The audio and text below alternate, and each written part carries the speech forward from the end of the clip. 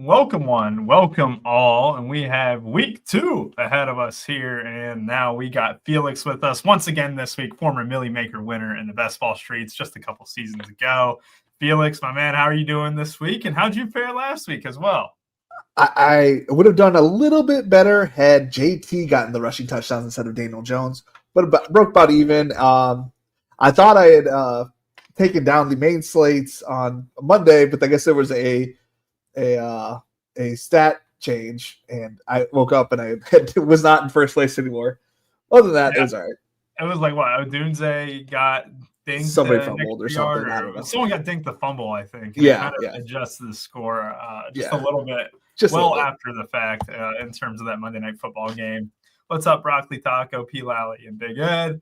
What's up, Rare Finch as well? We got a lot of hope this week, Yes. We give a little bit of data on all these teams. What you thought was the case in 2024 may have changed in 2025. Like the Bengals run defense being one of the top performers last year. With their secondary, I prefer not to They got an interception. They got an interception. Yes, that were given to them by Judy and Tillman, and we're going to love on the Jaguars a little bit later today. Yeah. But yes, I am going to be very adamant about these Jag stacks and that Brian Thomas Jr. can maybe get going here. That was my dud last week with him. I'm grateful that we had the touchdown. Was it the end around touchdown or whatever? Yeah, it was weird. Main team cash and MME wise, I actually had a lot of Daniel Jones with JT and. JT didn't really do anything, but it was like one of those things where I had a lot of Daniel Jones. I even had a few Trey Tucker teams, which, SaberSim is the goods, and you can get SaberSim as well. Sign up through Run Pure Sports, and you can select any package you want. SaberSim, the ultimate package, is the one that I use, and it's amazing. It is quite an upgrade over anything that you may use in the daily fantasy sports, but I also love using my traditional optimizer that I always use for, you got like WNBA and stuff like that too. We got a lot of sports still going on, and there's WNBA playoffs. Like, okay, I'll stop talking about that before we lose all here. But a lot of fun to be had here. Felix, I'm going to go ahead and get us just kicked off here with an absolute banger of a game that we had last week with the Bills taking on the Ravens. Now, I'm going to play a little bit of the wet blanket role. All right, the Bills did amazing. Right, they came back. They stole that game from Baltimore. As a Bengals fan, I am very happy about that. If anyone thinks that's going to be a weekly occurrence where the Bills are going to be slinging it 40-plus times and running just at a rampant pace, I think they're going to be mistaken here. And Felix, when I looked at this game, I was kind of shocked by how much buzz the Bills kind of have. And I know that there's also this thing with happened last week was the Jets gave up 30 Steelers. So, I am well aware that the Jets defense, normally being great, did not look great last week. And the Bills offense, normally being a slower paced team, was that at a rampant pace last week. I'm going to go back to the true and time method of I'm going to assume the Jets keep this close. The Bills don't run a billion passing plays and prefer to keep this one on the ground. And you're not going to see a guy like Keon Coleman eat it all this week. Felix, what do you think about this game, though? Yeah, I think Sauce is going to shut down Keon this week. I think it's going to be a lot lower of a score than what is probably projected to be as well. And there's, Justin Fields has these random games where he's on fire, uses his legs. Now, maybe Aaron Glenn has unlocked that ability of Justin Fields, which is potentially going to happen. But I think he'd rather go with the multiple running backs. Let's slow the game down. Let's lean on our defense. And I think we're gonna have some good points out of our running backs and quarterbacks, but it's not going to be through the passing game. It's going to be a lot of running. Yeah, and that's my concern here too. And Justin Fields and Josh Allen are two of the biggest vultures in the league. If you saw what Fields did last week, I think he scored 2 touchdowns from the 1 yard line last time out. One of those being a play action, or not just a play action, but just booted out to the right side there and got the corner there against Pittsburgh. And that's the thing. What that does is when you got 2 guys like this, it's always going to hurt the ability of a Breece Hall, who also got vultured by, Braylon Allen, I think even has one as well. So, you look at the Jets running back position, it's like, oh, man, I don't know who I can trust. Can I really trust Breece Hall? Even though the role looks good on paper, is he really going to be a factor inside the 5 yard line? You look at Garrett Wilson, though. He's the only guy to really be a factor in the passing game. The usage is going to be incredibly high. He's going to be on the field the entire game. He looked incredible last time out, and he really just Jalen Ramsey was covering him. Everyone was trying to cover him on the Steelers, and they just couldn't. I mean, I there was one guy I'm buying on in this game, Felix. It's Garrett Wilson. And I think, you can be fine with Josh Allen or Fields. I think Fields and Garrett Wilson's a fine stack. It did really well last week. Did I have that stack as much as I wanted in the Millie? No, I did not. However, it is just the upside of what we saw last week. This Bills defense also gave up, 40-something Ravens. So, I mean, I'm buying on the Jets a little bit, and I'm selling on the Bills because look how many guys are on the Bills team right here, right? All right. Who can get fantasy points? Josh Allen can, yeah. James Cook, okay. Shakir, Coleman, Kincaid, Palmer. Okay, you're still going. Ty Johnson, you got Dawson Knox, who's obviously affected. Ray Davis. There's just so many guys. So many that outside of Josh Allen, I have zero confidence in who is going to perform on a week-to-week basis. I don't want to play that game because there's a decent chance that if they did score 4 touchdowns this week, it's the 4 different guys selling on the Bills, buying on Fields and Wilson, even though a lot of people are buying on them as well. I'm going to just think that, a nice divisional matchup in the AFC East. The Jets are going to make this one tough and score some points. Felix, any last thoughts in this game? I would just say you can run naked quarterbacks here if the Sabre puts it out for you. Garrett Wilson's going to be a smash with his target share, and that's about it. Yep, absolutely. Lion Cubs, I wish I had a beer, man. I am sick as a dog right now, and I really wish that I could just have a nice, cold, crisp, big wave. That's just one thing I wish I had right now, but I'll have to wait until I'm not sick for that. It was funny, Lion Cubs. Felix came into the stream and said, "Did you see that fight?" I didn't see the fight, but apparently it had to be a banger. Felix, what was that fight like? Dude, it was back and forth. I mean, he got top position, Diego, in the first round, and was straight grounding and pounding this dude. And he somehow got out of it at the end of the round, threw a front face kick, almost knocked him out. And then, dude, it was a wild fight. Ends with the spinning elbow by Diego Diego Lopez. And it was absolutely wild. I gotta have to see these highlights. I know it wasn't. You said it wasn't pay-per-view, so I can definitely check out the highlights on ESPN Plus. That'll be fun. Other questions here. Jets may force the issue. I think it was a mistake to assume the New York Jets offense is subpar or even mediocre. Maybe a top 10 offense. You know what? I'm Ohio State. Big Ohio State guy here. We're only up 13-10 against we just got to go 16-9 against Ohio. I'm a big believer in Fields, and I thought he got the short end of the stick in Pittsburgh last year. Yeah. I really hope that's the case. It's just outside of Garrett Wilson, you really don't have much, and that's the part that worries me the most. But I think Fields himself, does he have the potential to be to lead a top 10 offense if he plays like he did last week? 100%. Broccoli Tacos also buying on Fields and Brees. All right. Bears taking on the Lions. You know what the storyline behind this one is? It's Ben Johnson going into Detroit. A Detroit team that looked really, really shaky last week, Felix. I mean, we've heard, what was it? I think we had a funny comment in the chat too. It was just like Jared Goff outdoors, fade, right? Just you can't hate on it at all. It makes a lot of sense even. When I see this game on paper here, Felix, I kind of get a little bit uneasy because we have so many question marks around both teams. And with the Bears, they had a favorable matchup in the passing game last time out. Looked really good to start. Wasn't it Caleb Williams completed almost all 13 of his passes to begin the game and then really fell off a cliff?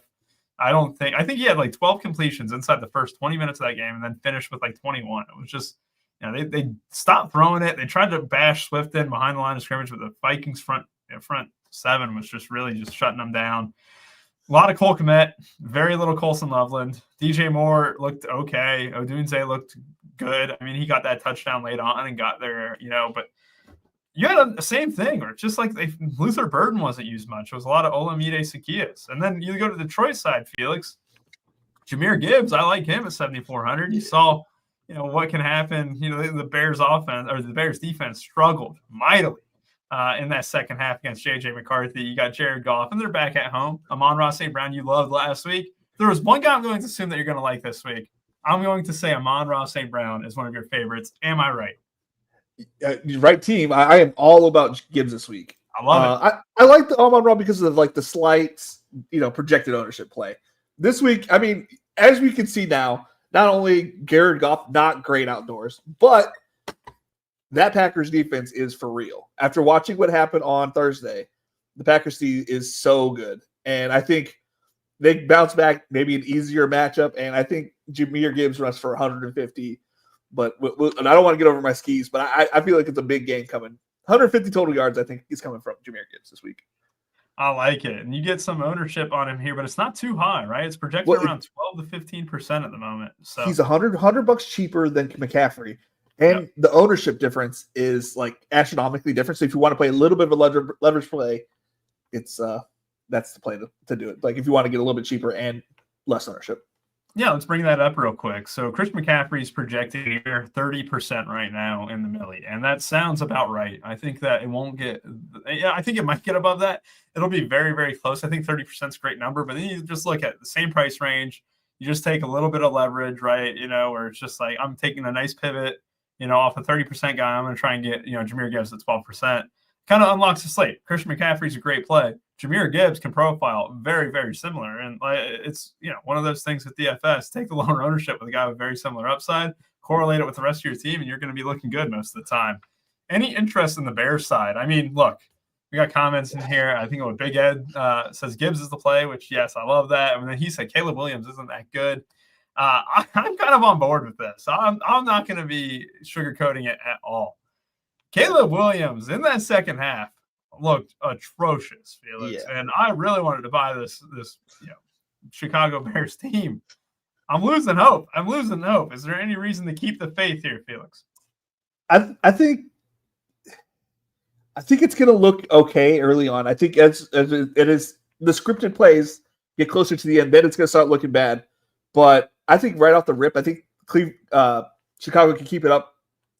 They'll keep pace, but then eventually they're just going to be like down too much. The defense is going to pin their ears back, and they're going to get kind of thwarted. But you might be able to sneak out if it starts good early, you might get some points from DJ Moore, Roma Dunze. I think we're all very excited for Loveland and Luther Burden, but I think it's just not their time just yet. I think they're going to still rely on the vets that are there right now. But yeah. I'm not sure how Ben Johnson's going to try to attack his former team, but that's going to be interesting to find out. And he'll want this one. You also know Dan Campbell's going to want this one just as much as anyone, if not more. And I mean, look, DJ Moore's a fine price tag. Swift was definitely the guy last week. It was interesting. I mean, they did say they were going to use DJ Moore out of the backfield. I think he had a carry at least for 7 yards. Yeah, he did. Like that. Yeah. And but yeah, I mean, it was just the DeAndre Swift show. And if you want to talk about revenge narratives or whatever, it's like 5,700 for a running back one. I'm not going to complain to anyone who wants to go there. I think Odunze is the lowest I would go out of this list, right? I don't think I'm very much interested in the Bears defense, but I'm out on Zacchaeus, I'm out on Loveland, I'm out of Kmet, I'm out on Luther Burden.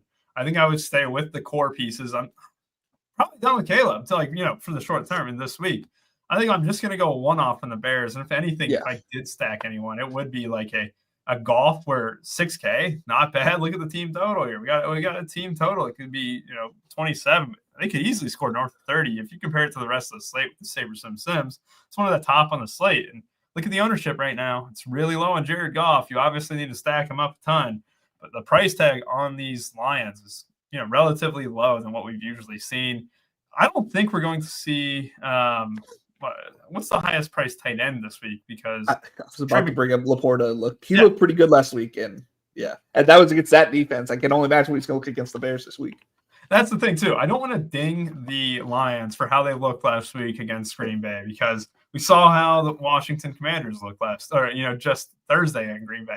It's a tough place to play. That defensive front absolutely tore them up as well. And yeah, I think this is going to be the true, okay, we can wake up. This is the true judgment day without Ben Johnson. How do they perform? How do they do?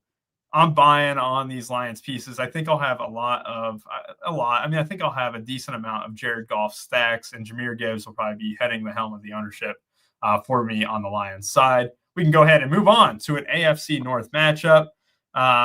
P. Lally mentions Swift is the man of the backfield. I do want to mention that. It's like there's nothing else. Yeah, because look at this. I want people to look at these running backs, but it's like, okay, RB1, right? Until you kind of get to James Conner, where he's splitting time with Benson, right? Breece Hall splitting time with Braylon Allen. James Cook is going to be splitting time with whoever it is, Ty Johnson or Ray Davis. Tony Pollard's an RB1. Then it kind of gets to where it's just DeAndre Swift down here. Maybe you can make the case for Javonte Williams, but he's going to be one of the cheapest guys who is actually an RB1. I think Swift's a better play than I'm letting on as well. Yeah. I had Tesla in the showdown, Mario Donyeezy. He ended up scoring there. I was actually very happy with that. I was shocked because I just do a few lineups on the afternoon showdown. I was shocked to see myself profit on that. And it was because of the Tesla touchdown. Nice. Let's go ahead and move on to the Cleveland Browns taking on the Baltimore Ravens. There's a lot of chirping on the Cleveland side saying Derrick Henry is not too hard to tackle. Fields would disagree with that. But Felix, I look at this game. I think a lot of people are going to gravitate toward that Lamar price, right? 7K is very good. If anyone clicks on Lamar's name, I'm not going to fault you. You can run him naked as well. You can just run Lamar and not have any stacks with him because, I mean, Zay Flowers did well last week, but there's another guy who could, disperse it to 8 different dudes. Like Mark Andrews, I think was the most disappointing thing on Sunday. I think he ended up just really underwhelming for the most part. Yeah. And when I go to the Cleveland side, I'm going to put it this way. I think the Bengals defense, rushing defense, is going to be maybe in the top half. I'm not saying they're going to be top 10. I'm going to say they're in the top half. Their secondary is going to be one of the worst in the league. That's kind of how I portrayed last week on Sunday. The Browns were able to throw it all over the Bengals secondary. They lost the game. They were the better team in week 1. I'm not going to be afraid to say that. And they couldn't run the ball. What are they going to do this week? It's going to be the same story, Felix, because the Ravens are a really good rushing defense and maybe one of the worst secondaries in the league. Yeah. Am I crazy to think about Browns double stacks? And before people really think I'm crazy, with the Browns on the road with a 17-point team total, that's disgusting. They just gave up 41 to the Bills. I mean, am I crazy, Felix? You're not crazy, especially with Harold Fannin down there at 3,100, showing that he is going to be playing the slot role for the Browns. And you compare him with either any of the receivers that they have on the Browns. I am a Browns hater. If you ever looked at my Browns exposure on best ball, I absolutely hate the Browns. But after week 1, they do plan on using the Browns have cheap pieces. They're going to be behind in this game most likely. It makes sense to bring a nice little double back, or even with Flacco and bring, if you want to bring Henry and not Andrews, because Andrews look like complete cheeks. It was Andrews and that Henry and Flowers. You can bring it back with that if you wanted to. I think that's viable. Yeah, and I look at this Baltimore side, and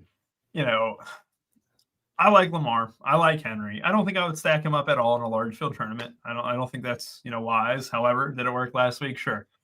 Would it worked in the main slate last week? Yeah, but Lamar would have also been outscored by Josh Allen, right? And Justin Fields. But the price tag on Lamar is the only thing that's really worth debating here, because I think he's probably the cash quarterback. I haven't looked at the cash games just yet. I was going to do that after the show. I've been sleeping a large part of the day, and then I spent the last half watching Tennessee and Georgia, which was an absolute banger of a game, and then Pitt and West Virginia.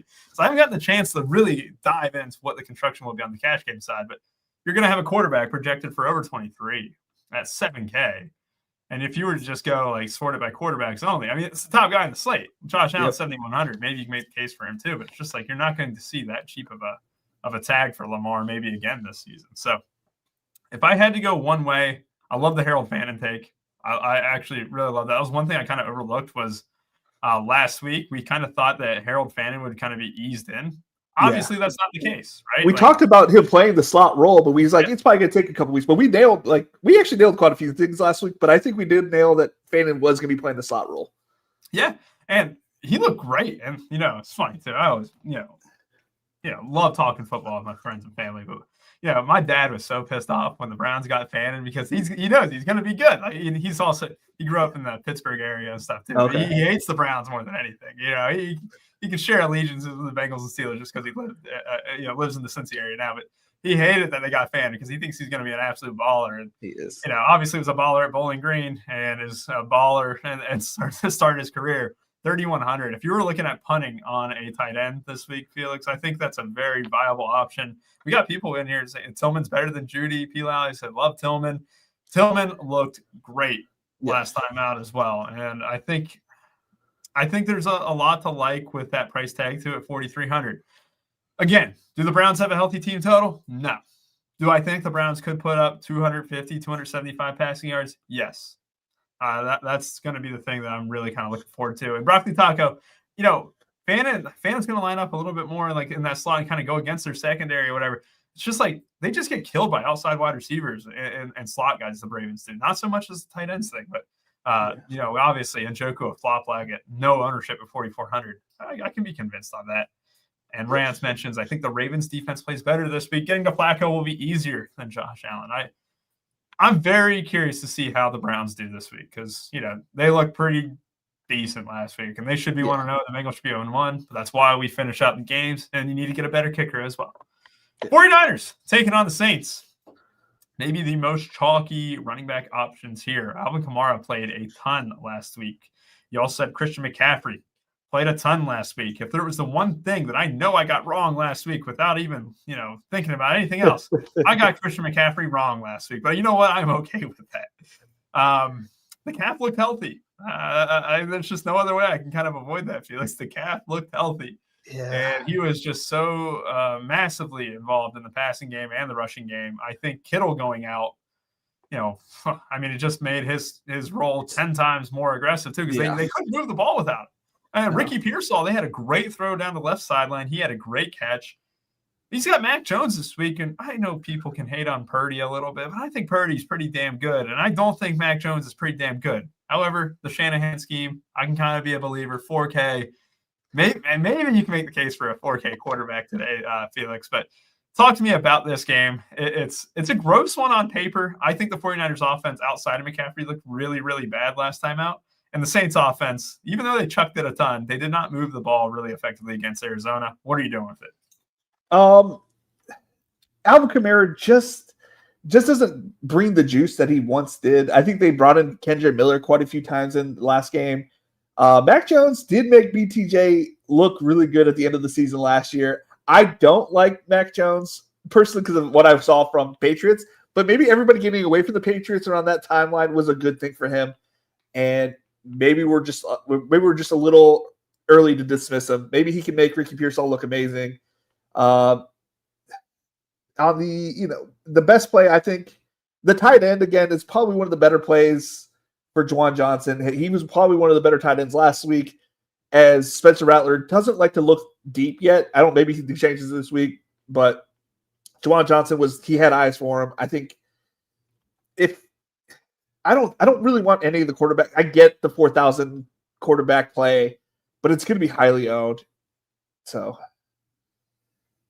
we had a similar case last year, and I kind of forget who, but we had a 4K starter early on in the season last time out, and they didn't really come in that high owned as much as you would think. However, with many 4K builds, like with many quarterbacks at the 4K spot, it kind of funneled to a very similar area where it probably spent up at running back, it probably spent up at wide receiver, and cheaper, like if you played a cheap captain in showdown, I always use this example, but it's like if you play a cheap captain in showdown, well, how many other people can also fit 4 studs there? And then you're really kind of splitting a heavy chop at that point.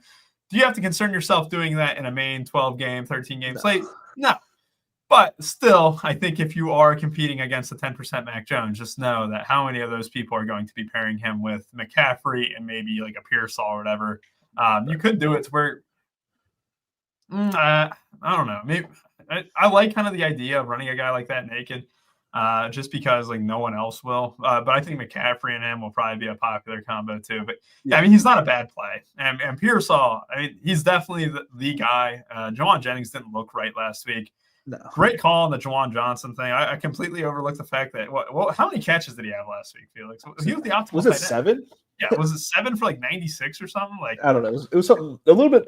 It threw me off when I saw like he was on this, his huge stat line. I'm like, did they not look deep at all? It's like 8 for 76, 15.6 fantasy points there. Look, Alvin Kamara was expected to have, a large role in the passing game like he has throughout his entire career, right? Makes sense. That's a very logical thing to say. What if I told you, didn't he not have a catch last week, right? I think Alvin Kamara, he had 2 catches for 12 yards. That was it. A lot of those checkdowns and throws over the middle were to Juwan Johnson. He's going to keep the same quarterback this week as well until they go to Shuck, which I don't know when that will be. But Spencer Rattler will look his way quite often. I love the Juwan Johnson take. The more and more as we get through this slate too, we did talk about Laporta being a good click. You have McBride at only 6K too, which I think will be a great click. But you can really justify spending in the mid 3K to low 3K range at tight end this week and really kind of save yourself up the salary to spend up at running back and wide receiver here. This could be a double tight. Oh, sorry. Yes. Go ahead. This could be a double tight end week where, you get a value guy and you pair it up with McBride. I think that was all I was going to say. And Kellen Moore just makes tight ends. He made Jake Ferguson look good. He's made Dalton Schultz look good. He makes all of his tight ends look good. Yeah, you're exactly right there. And it probably was Rattler last year. Damn right. It was Rattler last year who was 4K on one of the slates. Welcome, Banking. And Big Ed mentioned the cheap QB is going to be high because of last week. What was the price tags last week? We had Fields was super cheap too. And I wasn't on Fields. I think I was on Trevor Lawrence more than anything. But yeah, you're going to kind of have a same week where I'm going to be on Trevor Lawrence again. That'll be fun. But I definitely can kind of get the gist of spending down for 4K on Mac Jones. All right. Seahawks take it on the Pittsburgh Steelers, a rematch of, the 2006 Super Bowl, I believe. You get Aaron Rodgers, who turned back the clock last time out and gave Boswell a near 60-yard field goal to win the game against the Jets there. The defense held firm to kind of finish out things as well. I'm going to take a small victory lap because I love to point out my L's, and I do that often. And so, I'm going to point out a W, and that is I got Jackson Smith and Jigba right. I bet his props live and had a lot of Jackson Smith and Jigba exposure as well. He is the clear number one there. Yes. Yeah. I'll take the L on the other side. I was all about Cooper Kupp, and that's what I mean. He's an old man. I'll take my L. Yeah, no, I'll take the L. But you never know. He was going to have his games. It just won't be what JSN's going to be capable of doing. I thought it was going to, new quarterback, new wide receiver. They're going to hook up. But no, it's all JSN all day in that team. Yes, it's all JSN. I mean, the way he was looked at down the field, the middle of the field too short, they really kind of prioritize getting him the ball, Felix. And that is something that, this is his third season in the NFL. Yeah. This is his first time being the alpha dog. I don't like DK Metcalf, but DK Metcalf's going to have a lot of motivation in this one. Yeah. He looked really good early in that game against the Jets. And I don't care what people say without DJ Reed. I mean, that's still a tough matchup with Sauce Gardner. And I think DK Metcalf could be in line for one of those diva type games, one of those games where he wants to give me the ball. Yeah, exactly. He wants to stick it to Seattle. I'm the true number one. I think Jackson Smith and Jigba, I just love the way that, you saw Garrett Wilson, another Ohio State guy, look last week. You're going to have an Ohio State guy tear up the Steelers secondary as well. It's promising to see what Jackson Smith and Jigba, because, look, Tyler Lockett was even in the mix his first year, too. We didn't really see the full potential. You saw a lot of targets last year, but they were kind of just short in the slot. I think him being utilized all over the field, I think there's a lot of good things to be had at just 6K. I think that price will only go up this season. Sam Darnold's only 5K too. I mean, look, they struggled to move the ball effectively against that 49ers team. That's one thing. Outside of Jackson Smith and Jigba, they ran the ball pretty horrifically. They had untimely turnovers as well. But he's only 5K. I mean, there's another guy who's a little bit too cheap. Charbonnet. What is he, RB1 ahead of Kenneth Walker? What was it, 66% of the snaps or something like that? Kenneth Walker barely touched the rock last time out. And then as for the Steelers, a lot of Kenneth Gainwell. Look, I already mentioned that DK Metcalf's a good play and stuff. There's a lot more Kenneth Gainwell than I was expecting here, Felix. What are you doing with this game? I'm avoiding the running back game from the Steelers side. I'm definitely targeting. I think if they get close to the goal line, he's going to throw up a fade for DK. They're going to be targeting DK Metcalf anywhere near that goal line at all times. I think, like we talked about, JSN is definitely the play. And I think there's a little bit of a bounce back game for Sam Darnold in general. The San Francisco pass rush was getting on him pretty good. I think we can see a small upgraded points that we had from last week. It could be better. The running backs from the Seattle, what happened there? I thought it was going to be all Kenneth Walker, and it ended up being a split share. It was shocking to me, and I kind of want to stay away from that. And I know that doesn't win Millie Makers if you're staying away until you find the answer. But yeah, I mean, this isn't a good spot either way, going into Pittsburgh and, trying to play a running back there. But yeah, I mean, Kenneth Walker, I was expecting the same thing, very similar to how we had it start last time out where, last year in 2024, where he was the main guy, he got hurt, Charbonnet takes over. And I thought that was clockwork, right? We're used to that formula because I think that even happened in 2023. They just straight up split. I think Charbonnet looked a little bit better too. I mean, that was the one thing. I know that Walker didn't really touch the rock too much, but I think when he was in, he lost a few yards and some carries, and then obviously, I think he had like a 9-yard run, but he still kind of ended up near breaking even on 10 for 20, and Charbonnet got 12 for 47 and 1. Charbonnet obviously scoring the touchdown as well.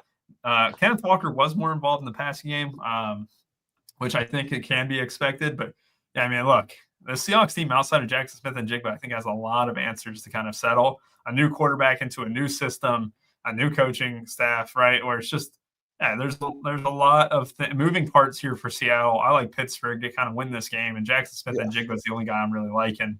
I do like, what was the comment? The DK Metcalf JSN stacks for old time's sake. Yeah. Yes. I think this is a good question too, but it's which one? Pitt lowest total on the slate again this week. They were the lowest total last week as well. Is it a mistake? Is it the low total wrong again this week? I think they hold firm against Seattle. That's my take. I think the total's about right. I do think there might be some issues, trying to get figured out without Mika Fitzpatrick back in the Steelers, and there's some growing pains happening on Seattle's side still. You can attack. I think it could go over. Yeah. I would bet the over on this game, and I could, but I don't think it's going to go over by a lot. I think it's like a field goal or two more than it's currently projected. Yeah, makes sense there. And if you had a second, Ricky P or Jerry Judy, Pearsall or Judy, straight up, Felix. You'll never hear me not pick against Ricky P. So, Ricky P. I'm actually. And now I like Tillman and Fannin a little bit more than Judy this week. I'll go Pearsall as well. He's the true number one, especially without Kittle there.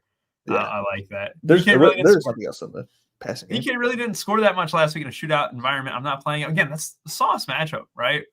Steelers scored a lot of points, but the Sauce matchup, anyone who's going against Sauce, you got to give him a break. Got to give him an extra week to kind of settle the data there. Yeah, I do think you should take Shakir going against the Jets defense if you are going to go with a type of player. If we're going to go back to that game, you want to target the smaller guys, the secondary guys going against that defense. Mm-hmm. Absolutely. All right, let's move on. Rams, Titans. Titans had a rough go of things last week. They really struggled to move the rock, and that was expected. I mean, that Broncos defense looked really, really good. You had Surtain blanketed over, Ridley there for a significant portion of the game. You had a lot of drop passes that ended up costing Cam Ward. His dad was in the stands. I bet Chigo Okonkwo was over, so obviously that hurt. And watching him drop that last one, didn't even stick his hands out. He had the seam too. I'm gonna say I think I saw the vision that Cam Ward had. But really, this is the week to kind of judge the Titans on the Rams. Yeah. I mean, look, the Rams had another barn burner last week, right? Where it's just like one of those things where, they're a veteran team. They know exactly what they got. They went 14-9 against the Texans. Stafford dropped back, 29 times? 29 throws. And who did he target the most? Puka Nacua, 10 for 130. Puka, going to be one of the best wide receiver plays here. Also, just for what it's worth, Kyron Williams, clear running back one. Nothing has changed in Los Angeles, right? Going on the road, though, against the Titans team, that's going to be a difficult task. The home opener here. What's your take on the Rams and Titans here, Felix? I do think that the Rams, you can pretty much nail their core down. While Puka is healthy, you take Puka and play him. If Kyron's going to be the goal line back, their guards are down right now. I think that from what I last heard, they were both injured. So to keep the interior with a strong interior defensive line, they're not going to want to pass a lot. I think it's going to be a lot of Kyron in this game. Though we do love Puka, he has a chance to explode at any time. I think we focus on Kyron in this game. On the Titans side, I actually do like Chig this week, and you could see some naked Cam Ward, 4,900.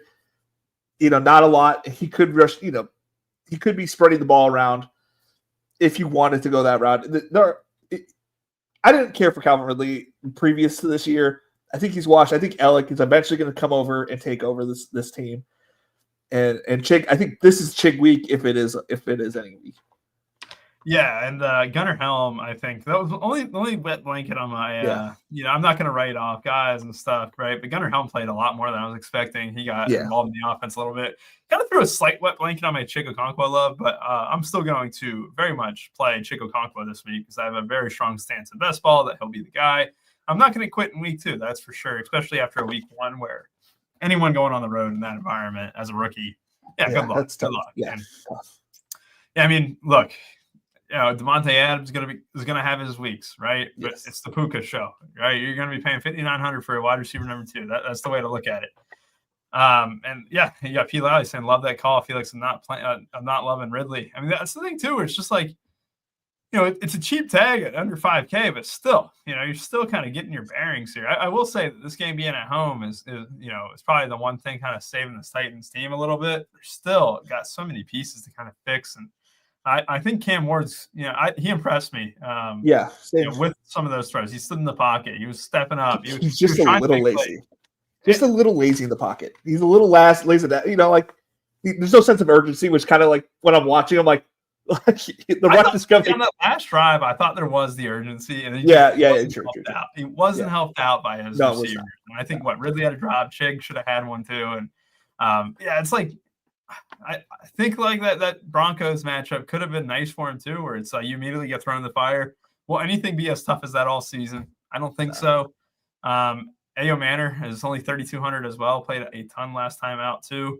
I think like individual pieces from the Titans make sense. I don't think I'm ready to stack them up yet, but Pollard being in running back 1, that's probably the best case too for him, right? I made the same case for Swift, but you can make the same exact thing for Tony Pollard. He's going to be like the only guy. I think last week again, right?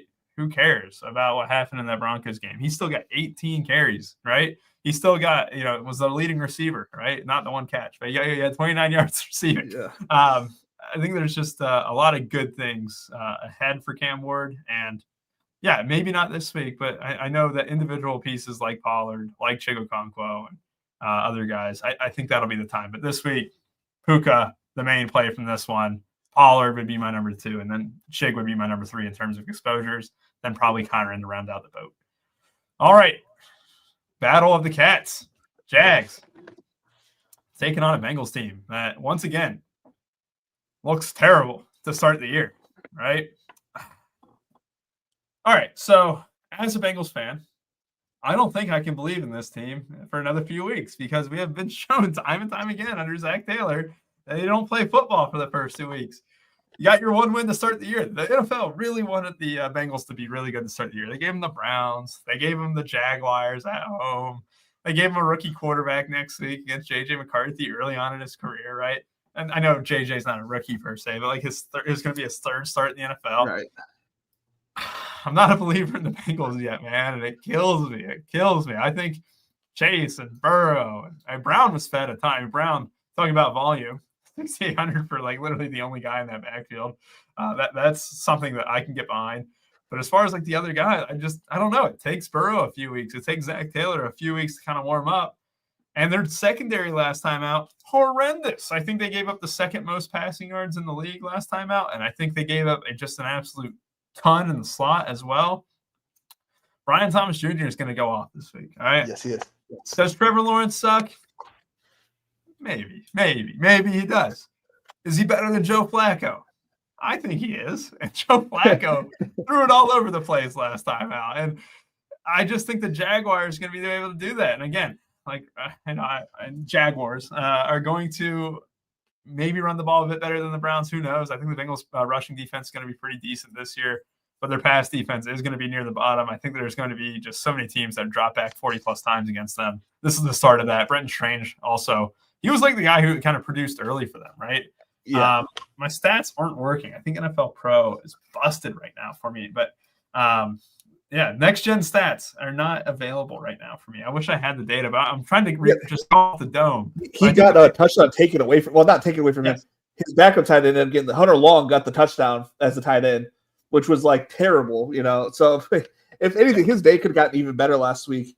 And I think you could attack the Bengals at the tight end position and at the wide receiver. I think you want to attack it through that way. I think BTJ is going to have the game of the he's going to be my locked in highest owned wide receiver this week, and I know we don't want to believe in the Bengals early, but they did get the win. They got the monkey off their back. They couldn't win early.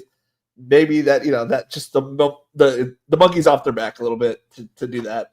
And last year, their third week was against Jaden Daniels, and there was a shootout. So maybe it can't be all doom and gloom. We can't be basing it off what we saw last week. We can hope for greener pastures. I'm basing it off the last 7 years of Zach Taylor. God, I think the last time they got a week 2 win might have been the Jaguars in 2016. The Jaguars in 2016. I think it's literally been that long. Obviously, I think Marvin was there a little bit, and then you had Zach Taylor take over the last 6 or 7 years. I hope that they're better. I really do. I'm going to be loving on this Jag side. I'm going to be having a lot of Strange, a lot of Brian Thomas. Travis Hunter's going to be playing more defense this week. Enjoy that. That gives me hope, and Jamar Chase and T. Higgins a little bit more. I mean, he got routed on the first play against T-Mac. Yeah, Tet. And the people were, they're playing his own and stuff. I like dunking on Travis Hunter. No, he's got a Heisman. He's got millions of dollars. We can have this one win. No. he's expensive. Wan'Dale Robinson on the offensive side too. A lot of those targets were just very short scat. Like, hey, here it is at the line of scrimmage, or here it is 4 yards in front, and empty stats. While Brian Thomas should have had a much bigger game last time out too. Trevor Lawrence missed him on a couple. Ended up having a call get overturned on the left or right sideline as well. Yeah, I think this is the week to buy on BTJ. That's going to be our stand. We'll do a show stand at the end. That'll definitely be one of the players of the day, and then we'll have different ones other than that. Felix, I mean, anything else to add about the Bengals side here? I mean, if I had to add one thing, tight ends are a mess right now. Gesicki's going to play a lot of the slot. Chase got the touchdown. Yeah. I agree with you. It's kind of a mess on the other spots other than quarterback, running back, wide receiver. Don't want to touch the tight ends. Perfect. All right. Cowboys, CeeDee Lamb does not know how to use his hands, apparently. Costing the game against the Eagles there. The Cowboys looked really good in that Thursday night opener. They got 10 days to prepare for this one as well. Giants, they moved the ball a little bit better than I would have thought last time out, but they didn't score the points that are coupled with that. I think they had 8 chances inside the 5-yard line at one point in that game and didn't score on any of them. Scadabo was also stuffed at the goal line as well in that mix. Malik Neighbors was frustrated that he wasn't getting the ball early on in that game, which rightfully so. Russell Wilson scampered a lot. I think he had like over 40 yards rushing or something like that. I'm just trying. Again, my stats aren't working. I should probably pull up the box scores, but I mean, Russell Wilson and Neighbors would be the only 2 guys I'd really have any interest in. But we saw how the Cowboys defense. Did they shut down A.J. Brown and Devontae Smith, or was that more of them shutting down themselves? What do you think? I think it was defensive play call, and Hurts was just taking what was given to him. And so he was just like, well, you're going to leave me 10 yards open in front of me. I'm just going to take, 8, slide, tush push, take a couple. I think they were just like, okay, if you're going to give it to us, we're going to take it that way. I don't think they were really shutting them down. I think that was just a way to try to keep it close. Russ did not look good last week. Watching him play, watching the replay, he did do like a lot of scrambles, more using his legs than I thought he would. But I think it could be a short leash if he goes out there and throws a couple to Trevon Diggs. This might be, I don't know. Dak Prescott is going to be one of my higher owned quarterbacks this week, and I'm not a Dak, player usually. I'm usually fading Dak, but I think this is going to be George Pickens and CeeDee Lamb just trying to tear him a new one. And they get behind, and it's like a bunch of Dallas D probably for me as well. All right, first defense that we're going to talk about on this slate. Cowboys defense, just a flat 3K. Yeah, I like that, Felix. What's an appropriate amount? If you were to do let's say someone's doing 20 lineups, how much Cowboys defense would you have? Probably 40%. I mean, I'm a strong stance player, and I like to go a little overweight then, especially if I have a little bit of a feel, just throw it out there. And if what's the worst, Yep. You've had worse. I've had zeros and negative points on my defense before, but sometimes you get 20. So you can play the variance and gamble a little bit. Absolutely. Who doesn't love to do that? Jake Ferguson's only 3,800. I like the upside there. George Pickens. If a contract year can't motivate you, I'm kind of nervous on what the rest of the season upholds. If the first game of the season, you're making some plays that maybe not blocking like as you should, and maybe the Steelers were justified in just getting cutting ties. And yeah, I mean, this has to be a response week. I think a lot of people are not really happy with exactly how Pickens his effort was on those plays where he's not getting the ball. Which, I mean, why are you surprised? It's literally the George Pickens way. I'm a big tag guy. 5,900 is a good tag. I think the stacks are going to be there all season. I think we were shocked by how well they ran the ball against Philly, but again, Philly lost Jalen Carter because he spit at Dak early on, right after kickoff. I don't know how well they're going to be able to run the ball on a consistent basis, and that kind of makes me want to buy on like a Dak and a Lamb. And, you could throw in Pickens or Ferguson in there, and you have a really good Cowboys stack. I think they're going to be one of the top offenses in the league when it's all said and done. Again, that's, kind of a bolder take, but I think this Cowboys team, we saw what they were capable of a couple of years ago, and we saw how they can put up 30 plus on a regular occasion. I think Lamb is going to be one of my favorites as well. I don't care about the drop passes 10 days ago. He still put up a pretty monster stat line as well without the touchdowns. Lamb, he's got a decent chance if he's just the top scoring wide receiver, stop all on this slate. And yeah, I think I'm going to be buying a lot of him, a lot of Dak. Ferguson as well. And then on the opposite side, I'd run it back with Neighbors, and that's about it. Like, I'm not interested in Tyrone Tracy. Scatterbo gets the goal line touches. You saw it last week. It didn't work out. Tyrone Tracy ain't going to touch that rock inside 3. It's going to be Scatterbo. So, yeah, I mean, Neighbors is really the only guy I'd have interest running back these Dallas stacks, but I'll have a lot of interest in doing so. Yeah, I agree. You could, throw a little like one lineup with Scatterbo on it just for fun, your fun lineup, just one of the lineups you just put to the side. You're like, these are the fun players of the league. You throw Scatterbo on it. He's just nothing but fun. And hopefully that, his pass blocking gets him more on the field. He knocked like 3 people out on his first pass catch. He's a very fun player to watch. You never know. He might break one for a long one. And there's a decent chance that, it might not happen this early in the season, but it's like he could be the number 1 guy just any day now. Right. And I don't think that highly of Tyrone Tracy, but there's a decent chance that you could have a 2-touchdown game from a guy like Scatterbo. Yeah. I think I'd run like a max 1 giant. I'm not even kidding. I don't think I would have much rust or anything at all, but I think I would have I wouldn't have Neighbors and Scatterbo together. I'd hope that, when they score 14 points, I get both touchdowns from that. Yeah. Patriots, Dolphins, maybe the 2 most disappointing teams in week 1. Might be an overstatement on the Patriots, but dropping a game, in Foxborough against the Raiders with a new coaching staff and a new quarterback.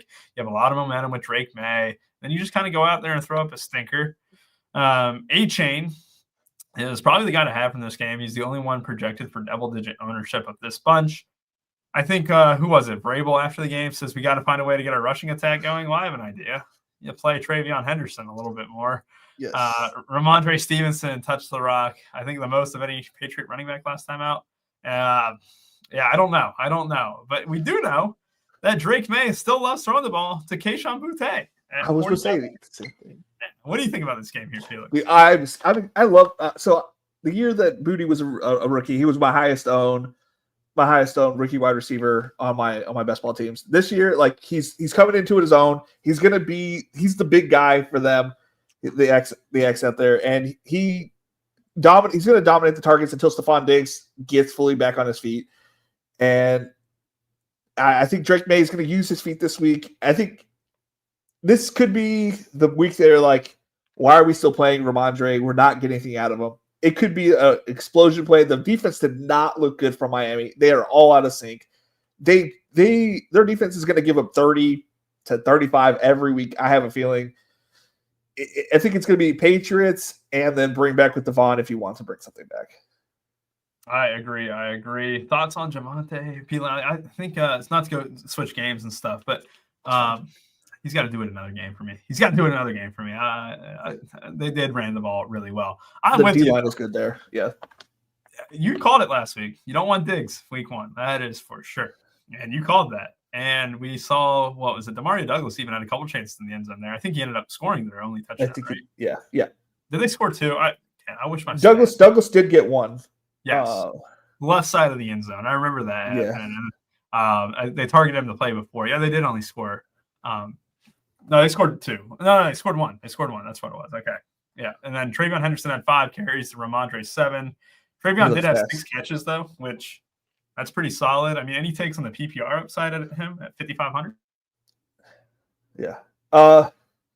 Man, I'm all about Travion. So I think that's what you said. Yeah, because he is going to be involved with this game, I think, a lot more than he was previously. And then with another play we didn't talk about, maybe it's just I'm absorbed by tight ends doing well that were on my best ball teams. But Hunter Henry looked really good last week as well. And again, this defense does not look good.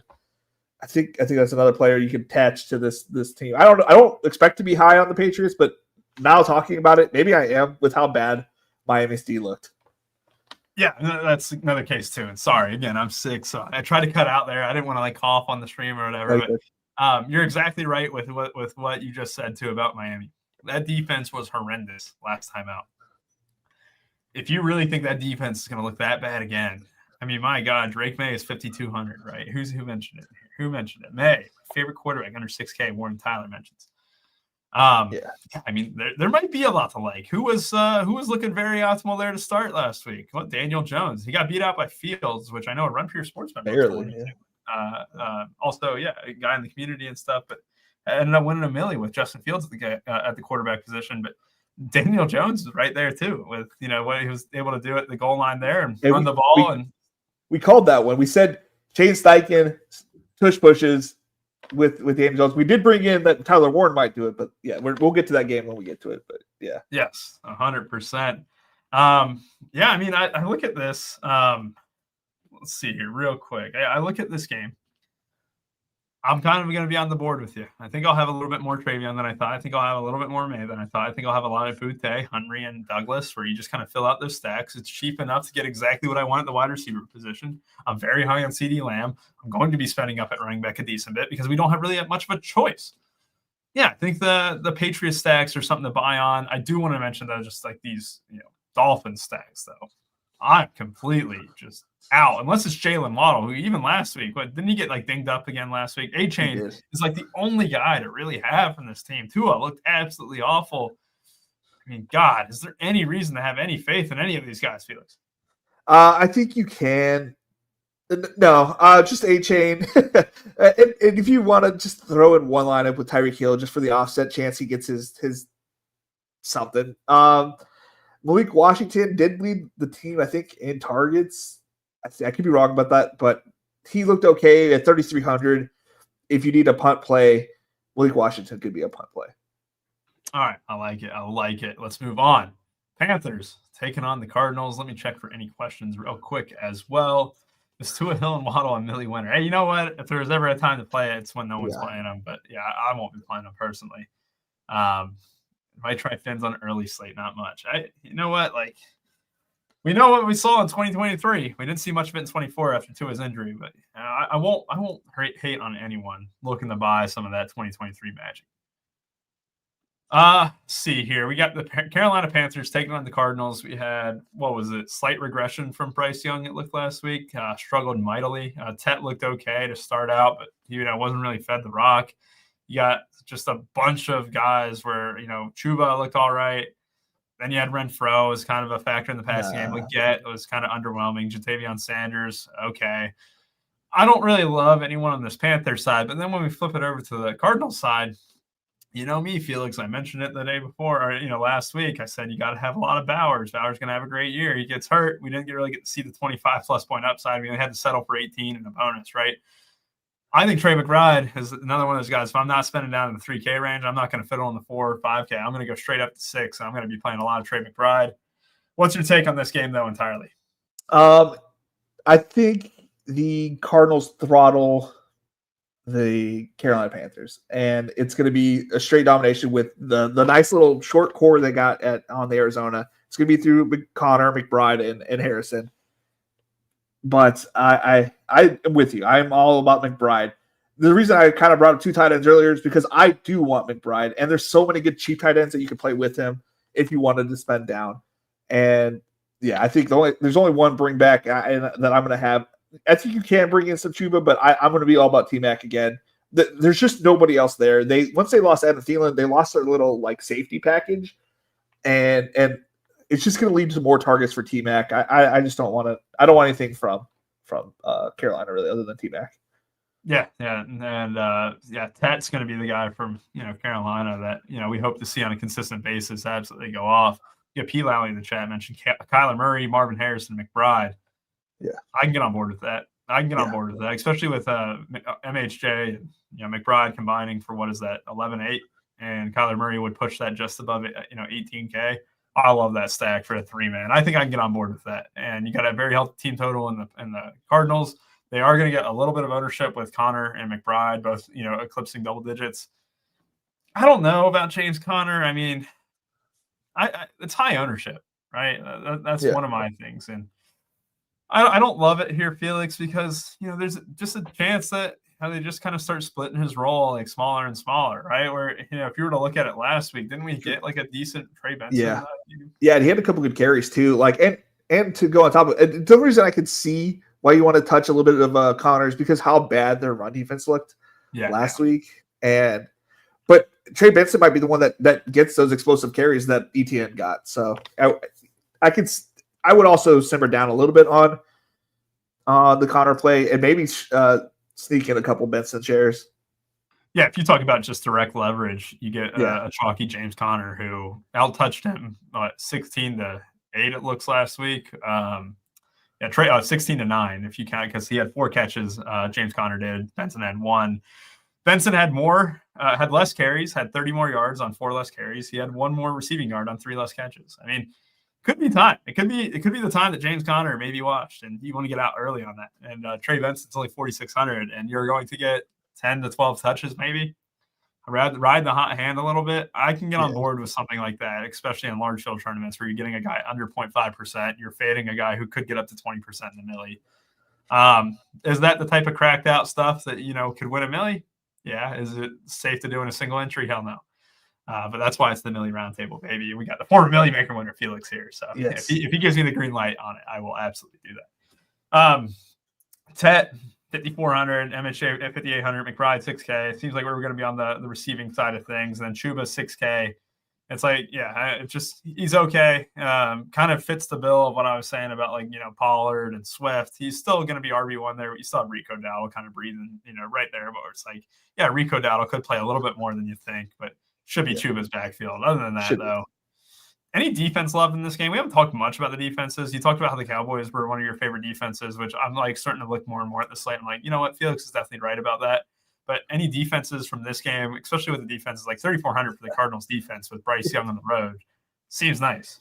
Yes, when I said that they're going to get thwarted, I definitely can see, maybe Bryce Young just, one of the Bengals follows in their footsteps where he just doesn't look good early. And maybe he throws up a couple easy pick sixes, maybe. And maybe it's just like a running back in the Cardinals defense play.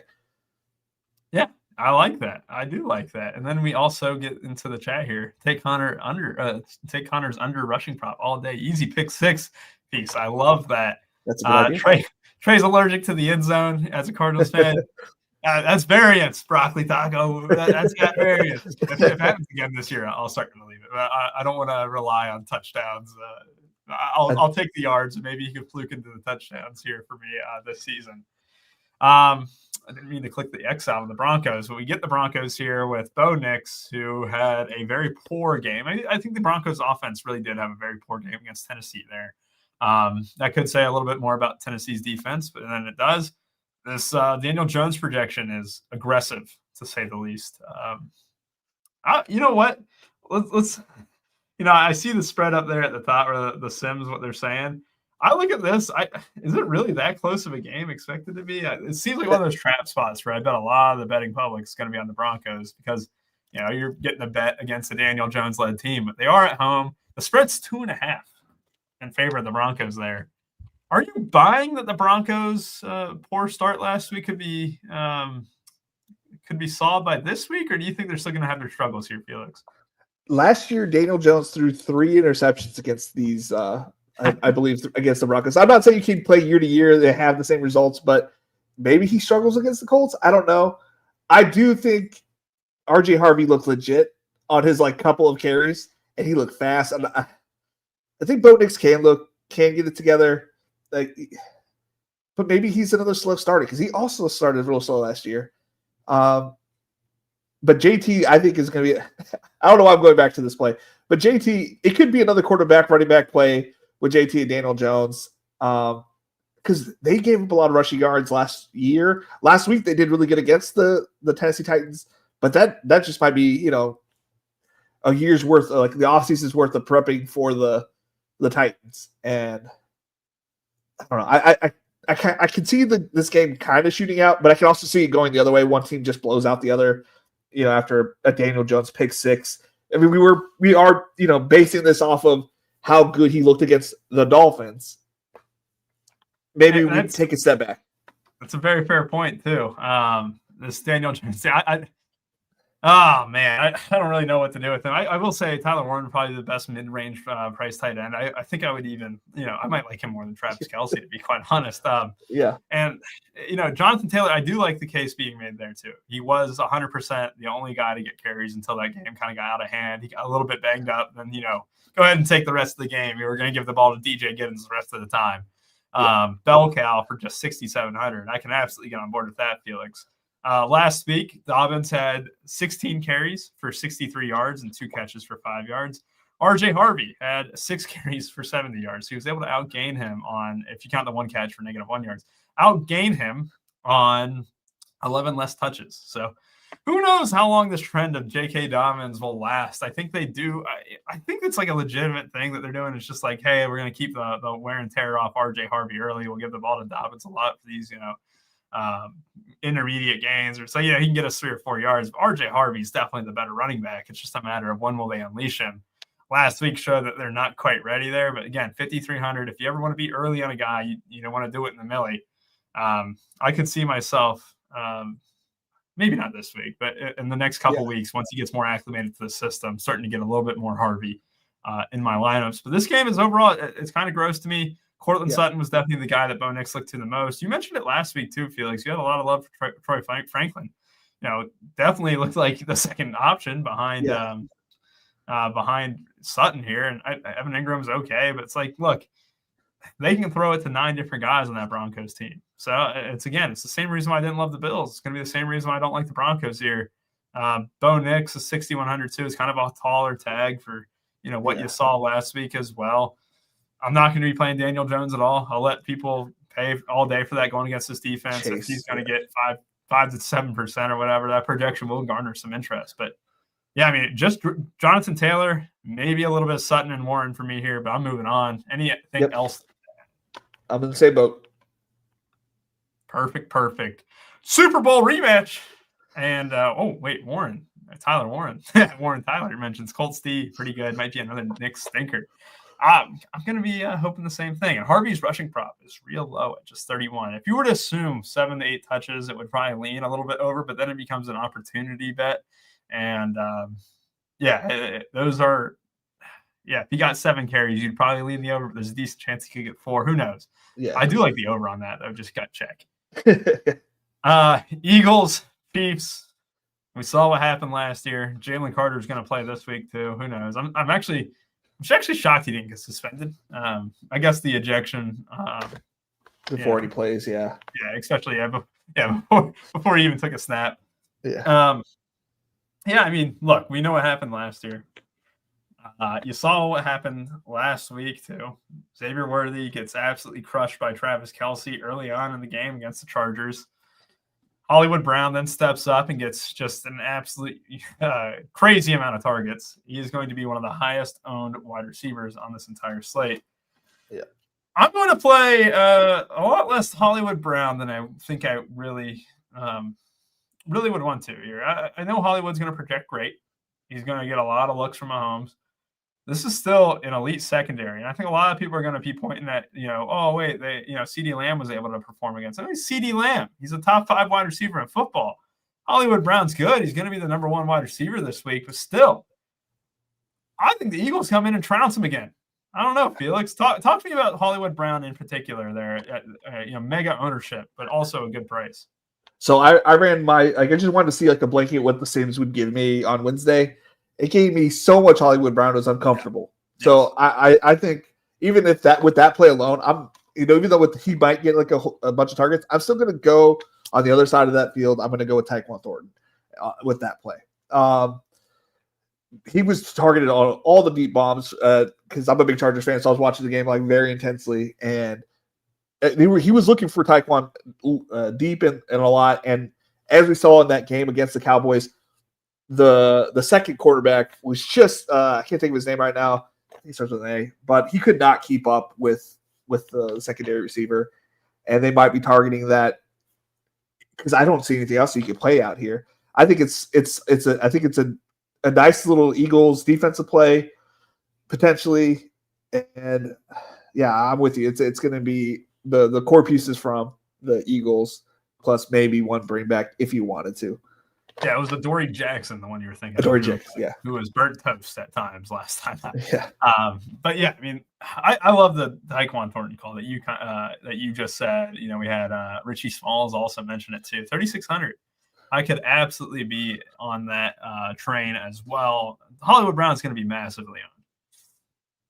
I am okay fading him. I know he's got Mahomes as quarterback, but we have seen time and time again that Mahomes doesn't really care who he's throwing to, right? He's had a lack of wide receivers over the last couple of years until he got Rashee Rice and Xavier Worthy. Even before then, like, you know, we saw some pretty rough outings where like Justin Watson was like the leading receiver, and Travis Kelce's kind of over the hill right now, but like, it wouldn't shock me at all if Hollywood Brown went like 5 for 50 next week. And it also should be noted that, like, you know, the Chargers kicked their ass, and you know, through the air. Yeah. So, and I just think that this could be one of those games, and you know, obviously we just saw it in the Super Bowl, but I think the Eagles just come in and whoop butt, and I don't have faith. I have the under on the Chiefs season long too. So, like, you know, if you're wanting to say, oh, you're just a Chiefs hater, you're right. I am a Chiefs hater. I hate them. Me too. Yeah, so this is the anti-Chief show. But there's a guy I'm going to buy on, Tyquan Thornton. I got to make a mention here of Pacheco not being the main guy. It's going to be Kareem Hunt once again near the goal line, and it's going to be Kareem Hunt once again in obvious passing situations. A lot of people were really thinking it would be Pacheco, and a lot of people were blaming it on the injury last year that he didn't play in the playoffs. Now, Andy Reid has made his stand pretty consistent that Kareem Hunt's going to be the guy when it matters inside the 5, and going to be the guy when we need him on passing downs. And Pacheco, I mean, bye 5,500. See ya. You're out of the picture until maybe Kareem gets like banged up or something. But yeah, I'll buy on Tyquan. I'll buy on Juju. I'll sell on Hollywood. And then for the Eagles side, let's talk about the Eagles real quick. What are you doing there, right? Devontae Smith, AJ Brown. Like Devontae. Yeah, this is a good point. What did we just see Herbert do against them? It was all out of the slot. Yeah, it was all underneath game. That's where Devontae kind of eats. He's the better route runner of the two. If you need somebody to outmuscle somebody, you're going to go with AJ Brown, and they got corners that can kind of handle AJ Brown. AJ Brown can get his own if he wants to, you know, whatever he wants. But I think Devontae Smith kind of is the focal point here, as you can kind of see. It was the more pure polished route runner type of player that was hurting Kansas City, and that's Devontae Smith. And Calcaterra is the tight end play at the min price. You know, but I don't know. They did get torn up last week by the Chargers tight ends, but I think there's so many good plays at tight end. Unless you're just absolutely needed the bare minimum, I think he goes. Yeah, Goddard being out, right? I completely forgot to kind of address that at the top of this game. Goddard is out for this one. Devontae Smith and AJ Brown definitely get a boost up.